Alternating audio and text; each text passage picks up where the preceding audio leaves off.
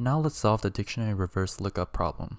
The problem states that given a dictionary, write a function that finds all of the keys which equal a given value and return the keys as a list. So what we want to return is a list. Okay. And reverse lookup has the following parameters. It has dict, which is a dictionary, and it has value, which is the value for which we're looking up.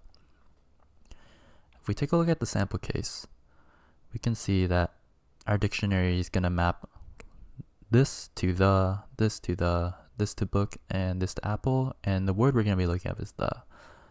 And the list that we're going to return is LE and LA because those values, or those keys rather, in the dictionary maps to the word the. Let's take a look at this one. We can see that L maps to the, la maps to the, gato maps to cat, and perro maps to dog.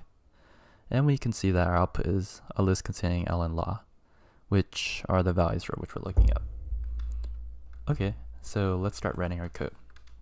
What do we want to do first? What we want to do is, well, first we need to create a variable that, is a list, because what reverse lookup is eventually going to return is a list. So I'm just going to call it keys. I'm going to say that's an empty list. Then what do we want to do next? We want to iterate over the dictionary's keys, and we want to check as we're iterating over the keys, is the value associated with that key equal to the value that we're looking up? And if it is, we're going to add it to this keys list.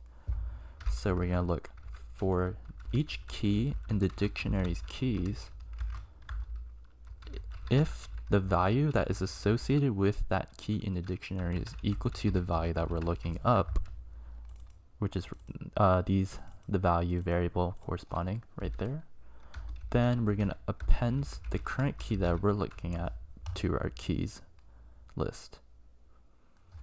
And once our for loop is done looping over the dictionary's keys, we know that every single key in the dictionary that had the value for which we were looking up is going to be inside our keys list. So we can just return keys. We can run this code. We can see our output matches the expected output, and if we run all of the test cases, we can see that all of the test cases pass, so we can submit code and move on to the next problem.